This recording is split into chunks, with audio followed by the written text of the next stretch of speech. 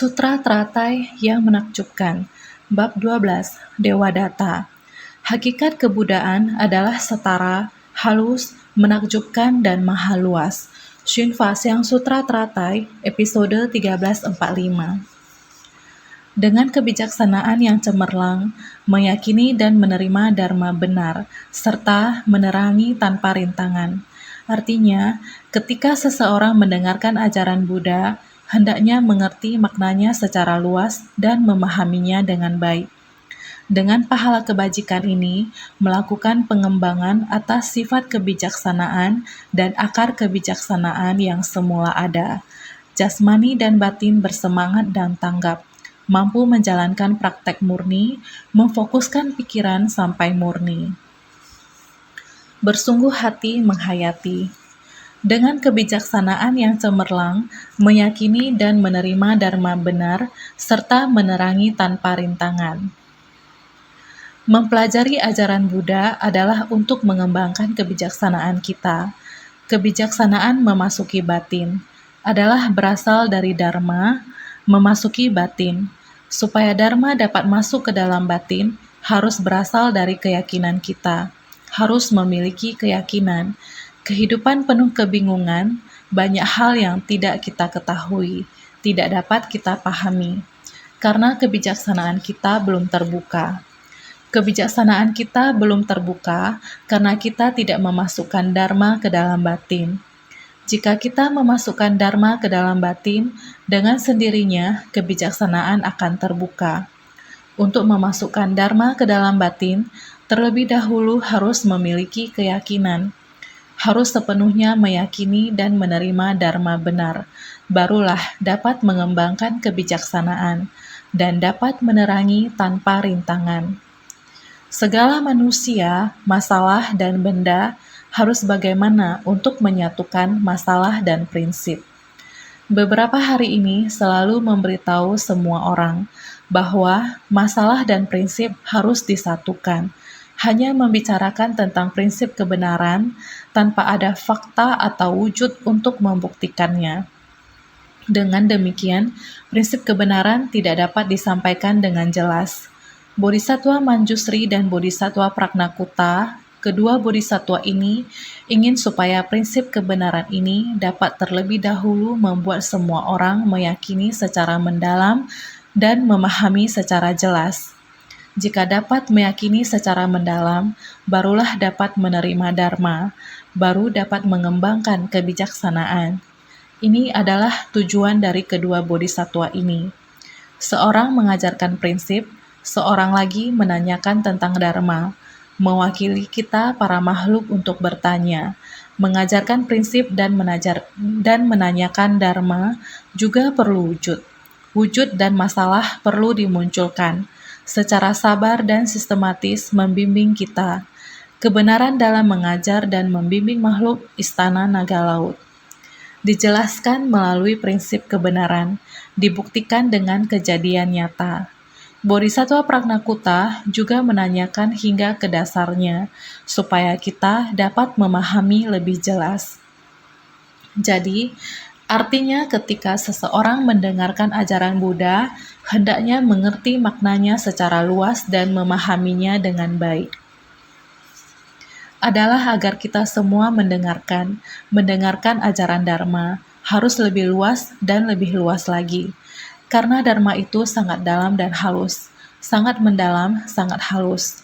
Prinsip kebenarannya sangat berkesinambungan, tidak ada celah yang terlewatkan. Semua prinsip kebenaran ada di dalamnya, sangat halus dan rumit, sedemikian mendalam hingga sangat menakjubkan. Begitu menakjubkan hingga dapat meliputi alam semesta seperti butiran debu. Prinsip-prinsip kebenaran yang tidak terlihat seperti ini, tapi dapat meliputi seluruh alam semesta. Biasanya, saat kita melihat segala sesuatu, semuanya terlihat sangat jelas dan jernih. Padahal di ruang kosong yang jelas dan jernih ini, terdapat begitu banyak mikroorganisme. Ini karena tidak terlihat oleh mata kita. Alam semesta besar ini mencakup begitu banyak wujud kasar yang dapat dilihat oleh mata. Ada yang mikro hingga halus sekali. menggunakan mikroskop untuk memperbesarnya. Dengan demikian baru bisa terlihat. Bahkan ada yang sama sekali tidak bisa dilihat dengan mikroskop. Energi ruang demikian, kuantum. Bukankah ilmu pengetahuan seperti ini sekarang sebenarnya merupakan prinsip yang berkesinambungan? Kita harus mempercayainya, kita harus memahaminya. Mendengarkan Dharma juga harus membutuhkan hati yang sangat teliti, sangat dalam, dengan keyakinan yang sangat mendalam, karena prinsip kebenaran begitu mendalam, keyakinan dan pemahaman kita juga harus sama dalamnya. Apa yang harus kita terima juga harus sama seperti Sang Buddha. Prinsip kebenaran yang begitu mendalam, kita juga harus menerimanya. Dengan cara ini, agar orang-orang dapat mengetahuinya, mendengar dan menghirup Dharma Buddha harus seperti itu. Hendaknya mengerti maknanya secara luas dan memahaminya dengan baik.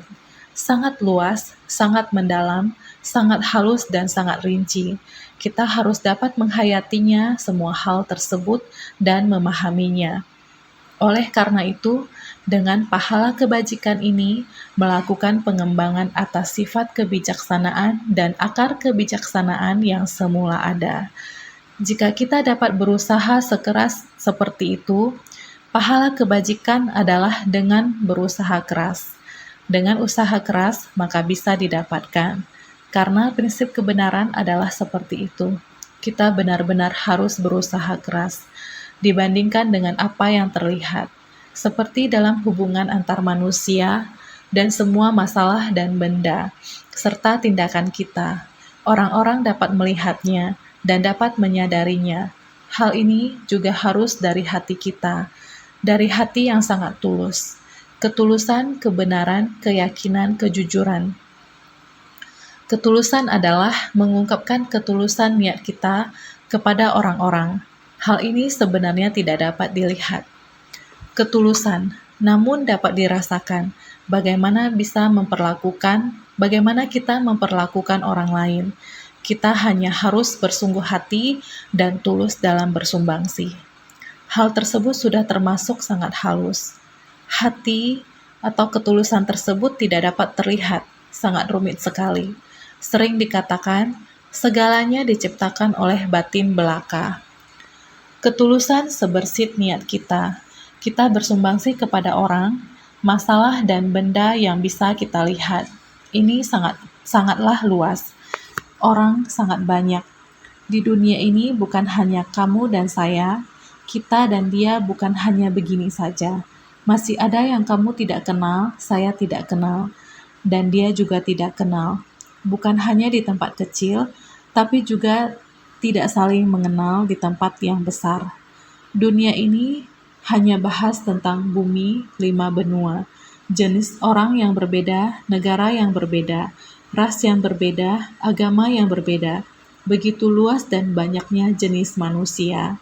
Kita juga demikian, harus menggunakan ketulusan niat kita yang berkesinambungan untuk bersumbangsi kepada dunia. Ini disebut luas. Dharma Buddha yang bersifat universal bagi umat manusia, dengan cinta dan ketulusan yang luas, ini adalah jenis manusia di bumi. Apakah hanya terhadap manusia saja? Sang Buddha mengatakan untuk semua jenis makhluk hidup. Di langit dan bumi ini, jenis makhluk hidup ada berapa banyak? Ada mikroorganisme, ada hewan, tumbuhan, dan manusia. Ada sangat banyak prinsip ini. Semua benda ini disimpulkan sesuai habitatnya. 6 alam kehidupan dan 4 jenis kelahiran. Semua ini kita termasuk di dalamnya. Jadi kita harus mengerti maknanya secara luas. Semua harus dimengerti. Semua makna dan prinsip itu kita harus tahu. Jadi ini sangat dalam. Semua yang tercakup dan yang dimengerti dalam Dharma Buddha ada begitu banyak. Maka bekerja keraslah. Ini adalah pahala kebajikan. Kita bukan hanya tahu dan tahu, kita juga harus mengetahui sekeliling yang membutuhkan kita untuk melakukannya, dan juga kita mampu untuk melakukannya.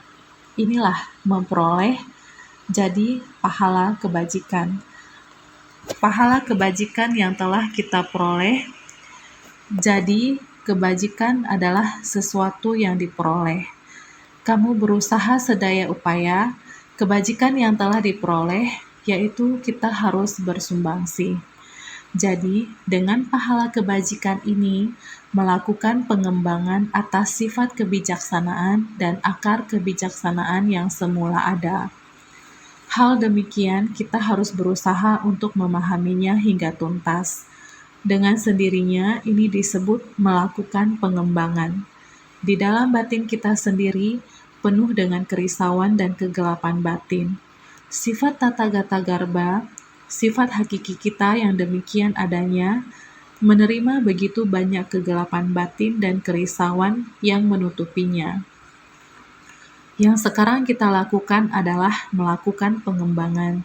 Jika tidak kebijaksanaan, harus bagaimana untuk dapat meneranginya secara menyeluruh. Oleh sebab itu, kita harus setelah sangat memahami ajaran Buddha ini, harus sangat meluas, semuanya dipahami. Setelah itu, barulah mampu untuk mempelajarinya. Kita harus mengerahkan daya upaya untuk melakukan pengembangan. Barulah mampu untuk memahaminya dengan baik semua makna ini. Jadi, kita memiliki sifat kebijaksanaan dan akar kebijaksanaan yang semula adanya. Di dalam sifat tata gata garba, kerisauan dan kegelapan batin di atasnya. Delusi sebanyak butiran debu. Jika kita menghapus semuanya, inilah yang harus kita berusaha sedaya upaya kita. Setiap saat menggunakan ketulusan terhadap orang. Kita harus menggunakan batin yang teliti dan halus. Kebenaran ini, niat pikiran yang benar. Pikiran benar, pandangan benar, pemahaman benar, perhatian benar, perenungan benar, dan lainnya. Praktek benar kita melenyapkan kerisauan dan kegelapan batin, tidak akan melakukan kesalahan lagi. Tetapi ketulusan untuk bersumbangsi demi para makhluk di dunia, pasti akan kita sumbangsihkan semuanya. Inilah memupuk pahala dan mengakumulasi kebajikan. Kerisauan dan kegelapan batin telah dilenyapkan. Tiada henti mengikis kerisauan dan kegelapan batin. Tiada henti mengakumulasi pahala kebajikan.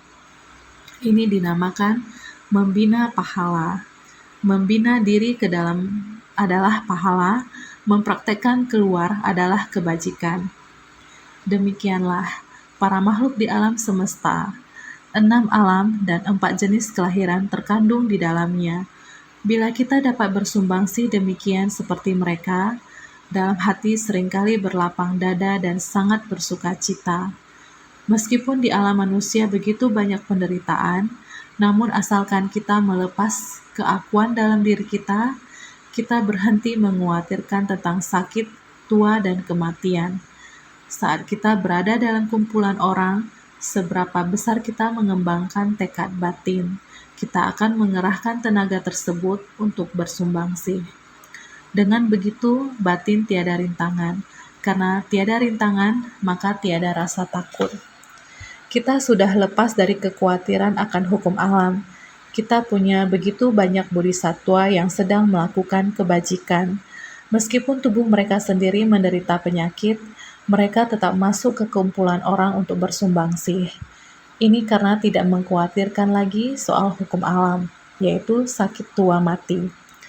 Mereka jelas paham akan prinsip hukum alam. Mereka tiada kekhawatiran akan tubuh mereka sendiri.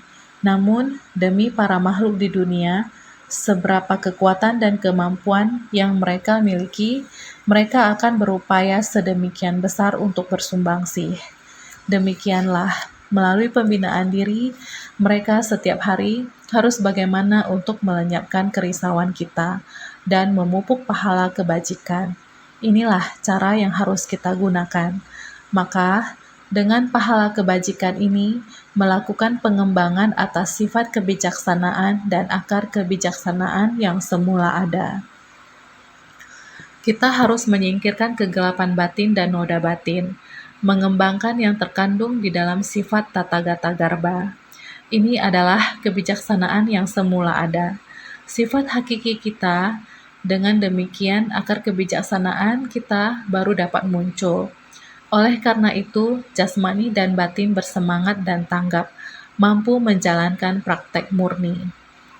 Jika kita dapat melakukan demikian, maju selangkah demi selangkah, sifat kebijaksanaan dan akar kebijaksanaan mendasarnya, kita telah melakukan pengembangan hati dan tubuh kita. Tubuh adalah sarana pelatihan diri. Apakah kita masih ingat Bodhisattva Pragnakuta mengatakan, naga, sifat naga adalah sombong. Tubuh naga bukanlah sarana pelatihan diri. Buddha Pragnakuta mengatakan demikian. Itu sebabnya dia berkata, kamu pergi ke istana naga untuk mengajar. Apakah ada cara untuk menerima dharma ini? Bahkan jika dapat menerimanya, hanya berapa banyak? Ini dikarenakan jenis makhluk hidup. Tubuh bukanlah sarana pelatihan diri. Hanya di dunia manusia kita, dunia manusia yang dapat melatih diri. Karena tubuh manusia kita adalah sarana pelatihan diri. Menggunakan tubuh kita melakukan praktek nyata. Kita dapat demi negara yang berbeda, suku ras yang berbeda, selama kita memiliki hati, selama kita tulus, kita akan dapat bersumbangsi. Inilah tubuh kita. Dengan memiliki tubuh kita, barulah mampu untuk bersumbangsi. Namun, Buddha melampaui sarana pelatihan diri ini. Wujud tubuh sebagai manusia. Beliau percaya bahwa semua makhluk memiliki sifat Buddha. Ini adalah kebijaksanaan dan kebijaksanaan yang tiada tara itu. Masih ada sedikit perbedaan, yaitu Bodhisattva dan Buddha. Masih ada sedikit perbedaan, yaitu di sini. Bodhisattva Manjusri adalah Buddha kuno muncul di hadapan. Bodhisattva Manjusri sebenarnya adalah Buddha kuno. Maka dia dapat pergi ke istana naga untuk mencerahkan. Semua makhluk memiliki sifat Buddha, jadi semua makhluk dapat diselamatkan. Jadi, jasmani dan batin bersemangat dan tanggap, mampu menjalankan praktek murni, memfokuskan pikiran sampai murni. Semua makhluk, tidak peduli wujud tubuhnya seperti apa, dia juga sama dapat melatih diri. Jadi, tidak ada perbedaan dalam jenis tubuh. Jadi, asalkan pahala kebajikan ini memiliki niat ketulusan untuk melatih diri, kegelapan batin kita dilenyapkan, sifat dan akar kebijaksanaan yang semula ada dibangkitkan, demikian dengan sendirinya, jasmani dan batin bersemangat dan tanggap, mampu menjalankan praktek murni, memfokuskan pikiran sampai murni. Di sini, di bagian ini, adalah hendak memberitahu kepada kita bahwa semua makhluk memiliki sifat Buddha. Kita harus mendengarnya dengan bersungguh hati, menghayatinya. Kita baru mampu memahami dengan tuntas kebijaksanaan ini. Untuk menerangi sampai tuntas dan tanpa rintangan, tidak adanya perbedaan jenis tubuh ini yang bisa merintangi kita. Kita mesti menghapus kegelapan batin. Dengan kerisauan dan kegelapan batin sudah tiada. Tiada rintangan, karena tiada rintangan dengan sendirinya tiada hambatan. Inilah yang perlu kita dengan bersungguh hati menghayatinya. Karena naskah sutra selanjutnya adalah hendak menunjukkan bahwa Putri Naga dengan segera akan mencapai kebuddhaan.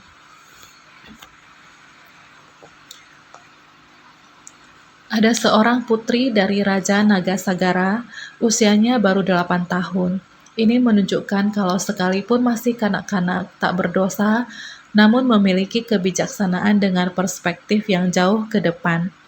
Dengan pemahaman jelas dan kapasitas tajam, dapat mengamati kapasitas makhluk dan memberikan pengajaran yang sesuai. Dia memperoleh segala pintu Dharani Agung, menyerap dan menegakkan segala perbendaharaan dharma yang menakjubkan, mendalami dan memahaminya, serta dilengkapi dengan sila, samadhi, dan prajna, sehingga dalam seketika memperoleh kebajikan yang jelas dan sepenuhnya, serta tercerahkan dengan segera. Semuanya kembali pada kendaraan tunggal yang disebut maha luas. Bodhisattva Manjusri. Beliau ingin membuktikan kepada semua orang bahwa Ada seorang putri dari Raja Nagasagara, usianya baru 8 tahun. Ini menunjukkan kalau sekalipun masih kanak-kanak tak berdosa, namun memiliki kebijaksanaan dengan perspektif yang jauh ke depan. Yang demikian, dengan usia begitu muda, dan juga putri naga dari Istana Naga, usianya baru 8 tahun, dia sudah memiliki kebijaksanaan yang demikian. Dia, dengan pemahaman jelas dan kapasitas tajam, dapat mengamati kapasitas makhluk dan memberikan pengajaran yang sesuai. Dia bisa memberi pengajaran sesuai dengan kapasitas. Dia hanya berusia 8 tahun.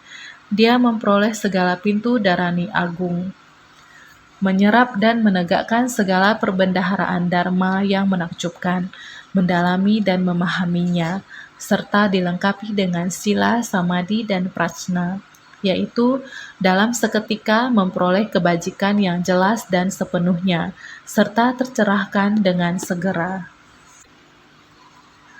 yakni dalam waktu sekejap, sangat cepat, untuk mengungkapkan bahwa dia telah penuh dengan kebijaksanaan, sehingga dia akan segera mencapai buah kebudaan, akan segera mencapai pencerahan. Ini adalah semuanya kembali pada kendaraan tunggal yang disebut Mahaluas, yaitu ajaran dari satu kendaraan Buddha, bisa bersungguh hati untuk menghayatinya, dengan sendirinya memiliki kewelas asihan yang setara. Bahkan Putri Naga yang begitu muda, dia telah memiliki kebijaksanaan yang begitu luas dan jauh jangkaunya. Dia bisa memahami prinsip kebenaran dengan jelas. Akar kapasitasnya sangat besar dan luas, sehingga dia bisa memperoleh segala pintu darani agung. Ini semua orang harus mengingat ini. Pintu darani agung menyerap dan menegakkan segala perbendaharaan dharma yang menakjubkan, mendalami dan memahaminya.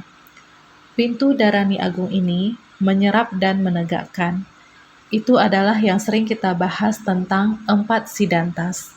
Bisa menyerap dan menegakkan. Harus menggunakan metode apa untuk terjun ke tengah orang banyak untuk menyadarkan para makhluk? Ini harus menggunakan pintu darani agung. Segala pintu darani agung ini dapat menyerap dan menegakkan segala dharma, menegakkan segala kebijaksanaan. Dulu sering berkata kepada semua orang, pintu penyerap dan penegak. Menyerap segala dharma, menegakkan segala kebajikan. Ini adalah pintu agung untuk menyerap dan menegakkan. Ini artinya masuk mendalami. Harus jelas akan sila, samadhi, dan kebijaksanaan. Menyerap segala dharma, menegakkan segala kebajikan. Harus memahami sila, samadhi, dan kebijaksanaan. Bukan hanya memahami, tapi kita juga harus sangat ketat. Untuk menegakkan sila, samadhi, dan prajna, 3 tanpa bocor yang telah berlalu bukanlah waktu yang sangat panjang. Saya ingin berbagi dengan Anda semua. Apakah ini 3 dharma yang tidak bocor? Oleh karena itu, kita harus segenap hati menghayatinya. Segala sesuatu yang terkandung di dalam Sutra Teratai, semuanya telah terkandung di dalam sutra. Segenap hati menghayatinya, memahatnya di sanubari. Secara alamiah tidak akan melupakannya. Jikalau demikian, memiliki prajna, sila, kebijaksanaan, melaksanakan sila, jikalau kita tidak melanggar sila, maka tidak ada kerisauan batin. Dengan tidak adanya kerisauan batin, batin akan menjadi tenang. Dengan ketenangan, secara alami kita akan memperoleh prajna. Mendapatkan prajna, secara alamiah kita dapat seketika mengerti dengan jelas segala persoalan yang sedang terjadi, dapat memahami dengan seketika segala hal yang ingin diperbuat. Hal yang harus disumbangsihkan, semuanya telah kita penuhi. Oleh karena itu, kebajikan yang jelas dan sepenuhnya, sangat jelas, dan kebajikan ini juga sangat penuh. Benih kebajikan bodhisattva telah terpenuhi. Dengan demikian, segala permasalahan akan menjadi sangat jelas. Secara alamiah, pada akhirnya, dharma kendaraan tunggal yang agung itu, sekali berhubungan, kita akan memahaminya dengan jelas. Di masa lalu pernah melakukannya demikian.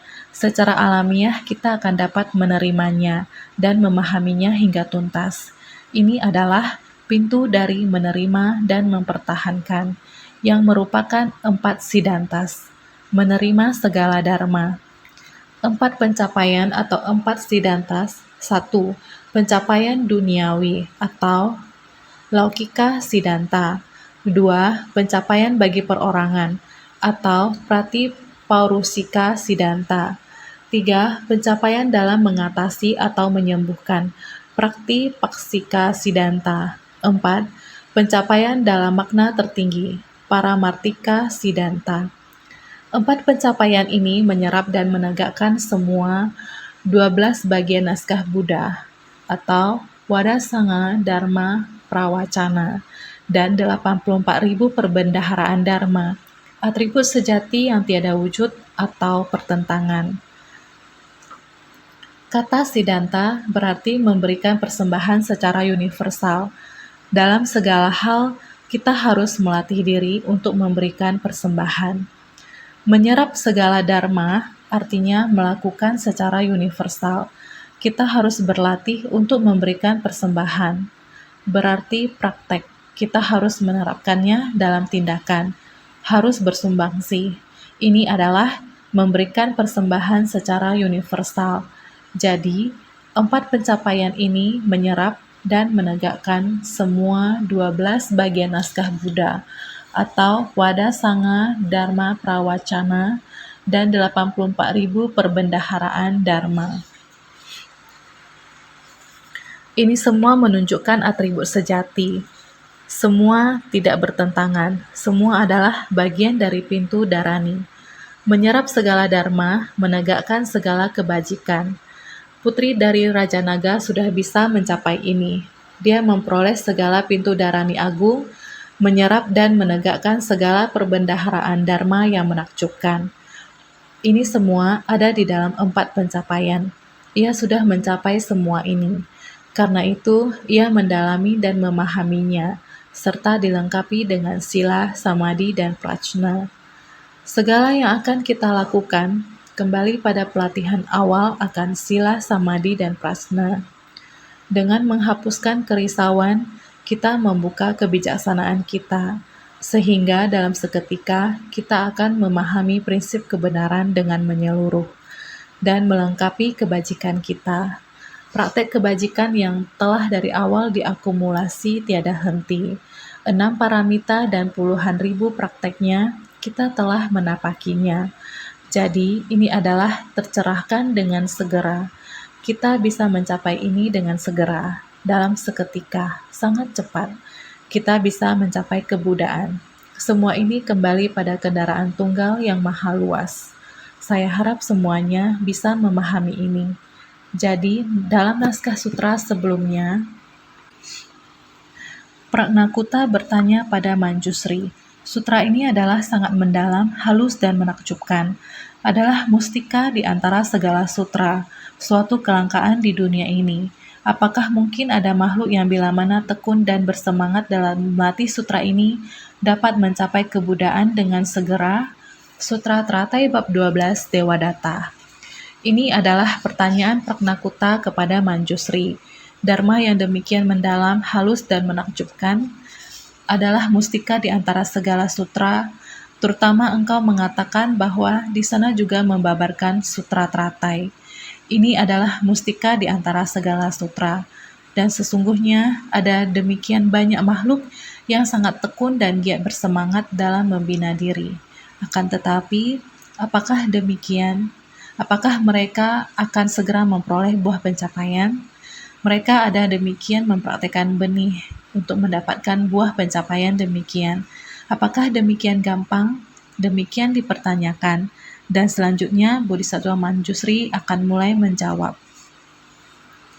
Manjusri menjawab, ada seorang putri dari Raja Naga Sagara, usianya baru 8 tahun. Memiliki akar kebijaksanaan yang tajam, tahu dengan baik akan kapasitas, perilaku, dan karma dari para makhluk, serta telah memperoleh Dharani. Sutra Teratai Bab 12 Dewadatta. Usia Putri Naga ini baru 8 tahun saja, namun sudah sangat berkebijaksanaan, juga sangat tajam kapasitasnya, dan juga sudah memahami akar kapasitas dari para makhluk. Apakah mereka kapasitasnya tumpul atau tajam? Yang dilakukan para makhluk apakah baik atau jahat? Putri Naga ini tahu segalanya. Bagian ini menjelaskan kalau Putri Naga menerima dan menegakkan sutra teratai ini. Terang, jernih, paham sepenuhnya, dan tercerahkan akan dharma menakjubkan dari kebenaran tunggal dalam kendaraan tunggal, sehingga dapat langsung mencapai kebodian. Ini adalah menjelaskan kepada kita bahwa yang Putri Naga praktekkan dalam pembinaan diri, yakni senantiasa menerima dan menegakkan sutra teratai, serta meyakini secara mendalam nilai kebenaran dari sutra teratai, memahami sepenuhnya dan juga mempraktekkannya secara nyata. Harus ada terlibat dalam praktek, turut melakukannya baru bisa tercerahkan, memahami bahwa nilai kebenaran ini adalah Dharma menakjubkan dari kebenaran tunggal dalam kendaraan tunggal. Inilah nilai kebenaran yang bukan hanya dipahami sepenuhnya, juga telah menerapkan 6 paramita dan segala prakteknya, sehingga dapat langsung mencapai kebodian, yakni dengan menapaki jalan bodhisattva. Manjusri berkata dan menjawab dengan seperti itu. Kebijaksanaan dari Putri Raja Naga Sagara ini, satu dari Putri Raja Naga adalah demikian, hanya berumur 8 tahun, sudah mempunyai kebijaksanaan agung. Kebijaksanaan yang begitu agung, mempunyai kapasitas yang cerdas dan tajam.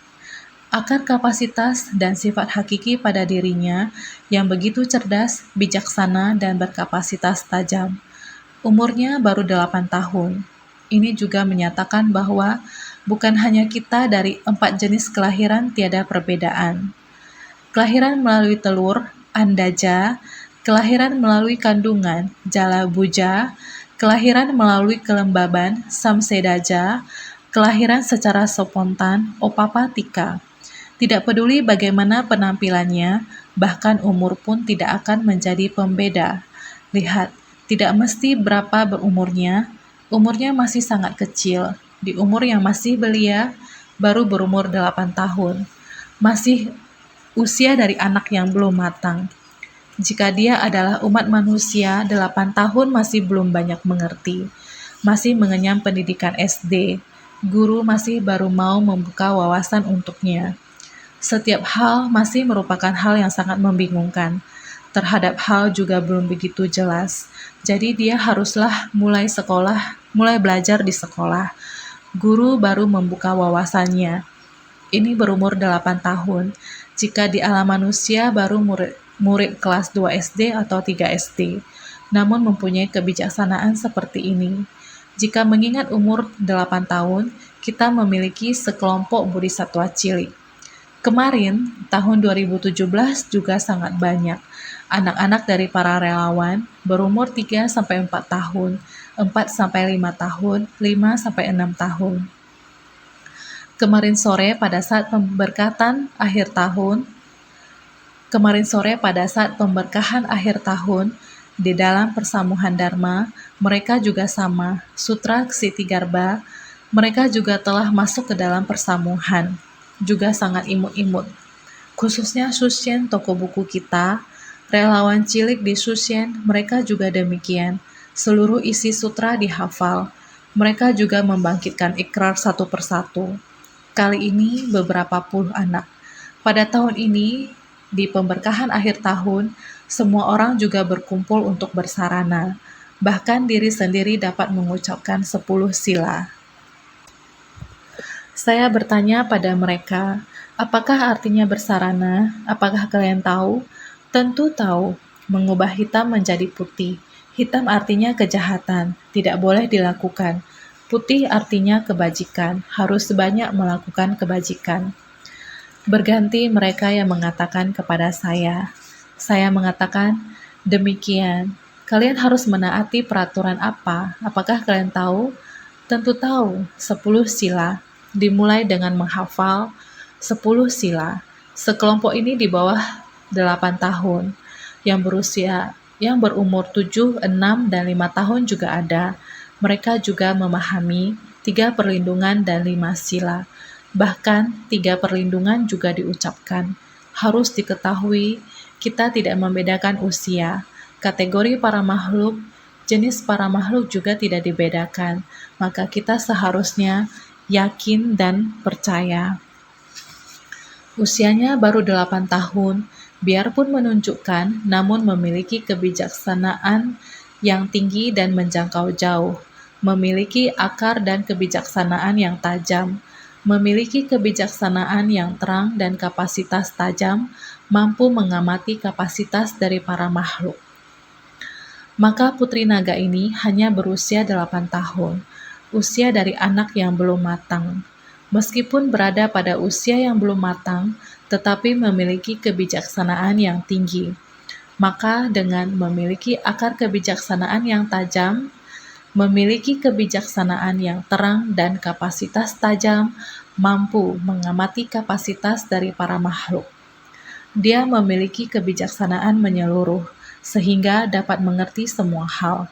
Kapasitasnya sangat tajam, tidak tumpul, sangat tajam. Prinsip yang diajarkan langsung dimengerti. Mendengar 1, mengerti 10, mengerti ratusan, ribuan, hanya mendengar satu prinsip. Kita telah membahas sebelumnya, prinsip kebenaran yang sangat mendalam, sangat sulit mengajarinya. Ini benar-benar adalah prinsip yang halus dan rumit. Hampir tidak mungkin untuk menganalisanya. Tetapi kita melihat naskah sutra menemui masalah, sepenuhnya memahami.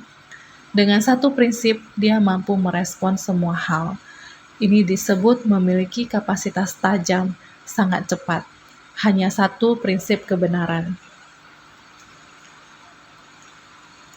Dengan menggenggam satu prinsip kebenaran, dia mengerti semua kebenaran. Prinsip yang halus dan rumit ini. Dengan menggenggam satu prinsip kebenaran, dia mengerti semua kebenaran. Ini disebut memiliki akar kebijaksanaan yang tajam. Anda menjelaskan satu hal, saya telah mengerti. Segala jenis masalah, saya dapat memahaminya. Ini adalah memiliki akar kebijaksanaan yang tajam. Jadi, memiliki kebijaksanaan yang terang dan kapasitas tajam, mampu mengamati kapasitas dari para makhluk.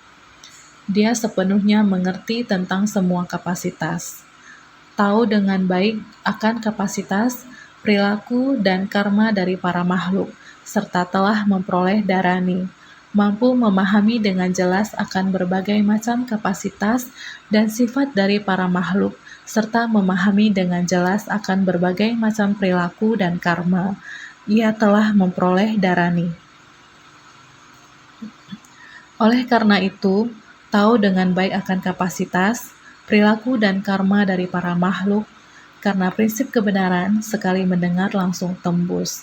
Semua yang dilakukan para makhluk, semua yang dilakukan, baik kebajikan atau kejahatan, beliau sudah sangat memahaminya. Karena beliau sudah tahu perilaku dan karma dari para makhluk adalah memperoleh darani. Di samping itu, kebajikan atau karma buruk dari para makhluk. Beliau ada darani, menghayati berbagai macam kapasitas para makhluk, berbagai macam penderitaan. Harus bagaimana pergi memberikan pengajaran, harus bagaimana pergi membimbing para makhluk, sudah memahaminya secara menyeluruh. Oleh karena itu, bisa memahami dengan jelas berbagai macam perilaku dan sifat para makhluk. Semua sifat dan perilaku dari para makhluk sudah memahaminya. Melakukan berbagai macam perilaku dan karma juga sudah memahaminya. Oleh karena itu, telah memperoleh darani, menyerap dan menegakkannya. Oleh karena itu, beliau sudah banyak kebijaksanaan, juga kapasitas tajam. Kebijaksanaan sangat banyak, adalah memiliki kapasitas tajam. Dengan menggenggam satu prinsip kebenaran, mengerti semua kebenaran, memahami secara keseluruhannya, sangat dalam. Prinsip kebenaran yang sangat halus dan misterius, mendengarnya sedikit, dia sudah menyebar ke seluruh alam semesta. memahaminya secara keseluruhannya. Prinsip kebenaran sudah jelas. Memiliki banyak kebijaksanaan sehingga memiliki kapasitas tajam. Dengan kapasitas tajam dan banyak kebijaksanaan, pandai dalam mengetahui kapasitas dari para makhluk, serta karma baik atau karma buruk yang diciptakan. Dalam makna sutra, ia mampu menyerap dan menegakkannya. Jadi, memiliki banyak kebijaksanaan juga merupakan memiliki kapasitas tajam. Dengan kapasitas tajam dan banyak kebijaksanaan, pandai dalam mengetahui kapasitas dari para makhluk, serta karma baik atau karma buruk yang diciptakan, memahami kapasitas para makhluk, dan karma baik atau karma buruk yang diciptakan. Jadi, dalam makna sutra ini, ia mampu menyerap dan menegakkannya. Makna yang ada di dalam sutra, dia mempertahankan dan menegakkan secara keseluruhan, mempertahankan segala kebajikan dan memahami dengan baik, menegakkan segala dharma tanpa kebocoran. Ini adalah kendaraan besar. Kekuatan akan kebijaksanaan ini benar-benar dapat menjangkau di mana-mana. Semestinya dapat menghayati kapasitas dan sifat para makhluk, tidak membedakan jenis tubuh mereka di antara para makhluk, juga memiliki prinsip kebenaran yang sangat menakjubkan. Seekor anjing sangat menakjubkan. Ini di Ukraina, ada berita seperti ini. Seekor anjing terluka dan seekor anjing lainnya demikianlah menemaninya. Terluka berada di tengah rel kereta api. Anjing yang terluka ini tidak mampu untuk meninggalkan tempat tersebut, dan anjing yang lainnya, karena temannya tidak bisa pergi dari sana, dia berada di tempat tersebut untuk menjaganya. Saat ini turun embun beku dan salju sangat lebat. Embun beku dan salju yang sangat lebat. Demikianlah anjing itu berada di tempat tersebut. Rel kereta api dengan banyak kereta yang datang dan pergi. Ia terluka dan salju turun dengan lebat. Anjing lainnya ini di tempat itu. Demikianlah menggunakan kehangatan tubuhnya menutupi tubuh anjing itu. Kereta api datang. Dengan cepat, anjing itu menekan anjing yang terluka ke bawah. Kedua anjing saling menimpa, menekan seperti ini. Demikianlah kereta api melewati. Saat ini, waktu 2 hari penuh, selama 2 hari, akhirnya ada yang melihatnya. Sehingga ada seseorang yang mengemudi mobil dari tempat itu. Dia melihatnya. Melihat di rel kereta api ada sesuatu benda, seperti ada benda yang bisa bergerak, maka ke sana melihat lebih jelas lagi. Kebetulan bertemu demikian, seekor anjing itu di antara salju ditutupi seekor anjing lainnya. Melihat kereta api datang, segera menekankan kepalanya, maka 2 ekor anjing ini selamat di tanah, menunduk di atas tanah. Kereta api yang tinggi melewatinya, aman dan selamat. Orang ini melihatnya, kemudian mendengar orang berkata, telah ada 2 hari. Orang ini segera menolong kedua ekor anjing itu, membawa ke dalam mobilnya. Melihat 1 ekor anjing yang sehat itu masih ada di atas anjing yang terluka, menggunakan tubuhnya untuk menghangatkan anjing yang satu lagi. Orang yang menolong anjing ini, dia juga sangat terharu. Ada fotonya. Selembar foto di dalam mobilnya. 2 ekor anjing ini, 1 terluka, 1 sehat. Berita ini begitu keluar, ini adalah di tempat Ukraina. Maka coba pikirkan, ini adalah hewan. Hewan mempunyai cinta kasih ini, tidak melepaskan temannya, sangat membuat orang terharu. Apalagi dalam keadaan bahaya, kereta api telah datang. Seharusnya diri sendiri cepat lari duluan. Temannya tidak dapat meninggalkan tempat itu. Setidaknya diri sendiri lari duluan. Dia bukannya sendirian lari, tetapi menekan kepala temannya untuk menunduk. Dia sendiri juga menekan dan menunduk di atasnya. Kereta api begitu melewatinya. Selamat. Keadaan yang berbahaya ini melepaskan jiwa menolong teman. Dalam dunia hewan juga ada. Kamu pikirkan, sifat ini manusia memilikinya. Sifat tata gata garba. Para makhluk semua memilikinya. Lihatlah Putri Naga. Putri Naga di istana naga laut. 8 tahun, umurnya demikian.